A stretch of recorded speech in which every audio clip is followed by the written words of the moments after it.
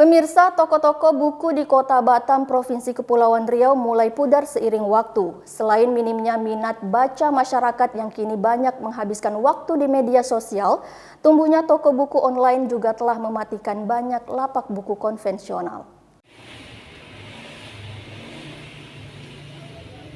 Di Kompleks Sakura Anpan, Batam, ada satu toko buku bekas atau biasanya disebut warga sebagai Tobukas.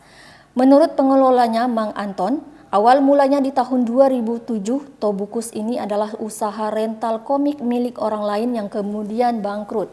Ia pun memulai usaha tokonya dengan modal yang dipinjamkan pemilik ruko dan hanya dalam 4 bulan dia berhasil mengembalikan pinjamannya itu. Untung dari berjualan komik membuatnya merasa ada peluang cukup besar dari bisnis buku. Sebagai mimpi masa lalunya, dia pun mulai berpikir untuk mengisi toko tersebut dengan buku serius seperti buku sastra dan buku ilmiah populer. Namun saat itu ia merasa ragu dengan tujuannya itu. Dalam pemikirannya, masyarakat Batam rata-rata adalah orang perantau dengan tujuan utama bekerja.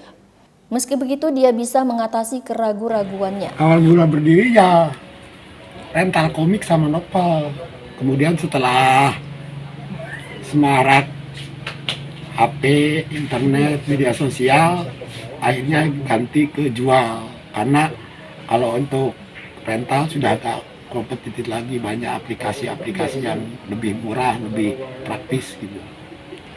Ada yang kebanyakan buku bekas, cuma kadang-kadang ada yang masih baru belum di itu, tapi tetap sudah harga bekas gitu. Hampir semua buku itu asal kira-kiranya laku saya jual. Dari buku-buku dari komik, novel, kadang buku sekolah, buku kuliah, buku-buku umum, semua lah. Pokoknya kira-kiranya ada orang yang cari, saya jual atau saya hunting gitu. Terlebih saat pandemi tiba setahun lalu, Mang Anton sempat berpikir dagangannya tidak akan laku mengingat segala sektor ekonomi di Batam melumpuh. Namun ternyata tidak demikian. Dewi Fortuna masih berpihak kepada pria setengah baya ini. Kenyataannya Anton menyebutkan sejak pandemi justru pendapatannya naik sebesar 20% dari masa sebelum pandemi. Masyarakat lebih banyak di rumah cenderung bosan menggunakan handphone sehingga minat membacanya lebih tinggi. Rata-rata pembeli yang datang ke toko Mang Anton adalah mahasiswa, pekerja, dan juga penggiat literasi. Ia pun berpikir bahwa kegiatan literasi adalah sesuatu yang penting dan harus ada di Kota Batam. Tahun 2019 lalu dia membuka tempatnya bagi komunitas pecinta sastra di Kota Batam untuk dijadikan ruang diskusi.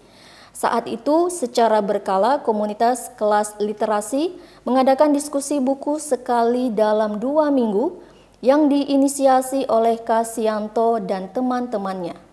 Kelas tersebut menciptakan suasana dan ruang baru di toko Mang Anton. Pengunjung pun kembali berdatangan meski di tengah pandemi yang tak tahu kapan berakhir ini. Kalau pandemi ini justru kalau dibandingkan dengan tahun-tahun yang lalu ada naik, karena mungkin ada banyak anak-anak atau orang-orang yang lebih banyak di rumah, atau juga ada orang-orang yang sudah jenuh dengan HP atau internet, jadi pengen menikmati buku lagi. Nah, itu bagus. Ya kalau itu lebih bagus dari yang waktu normal. Harapan sih ya tingkat baca orang-orang Batam meningkat dan belanja bukunya juga meningkat kalau untuk pedagang. Wina TV Kepri dari Batam mengabarkan.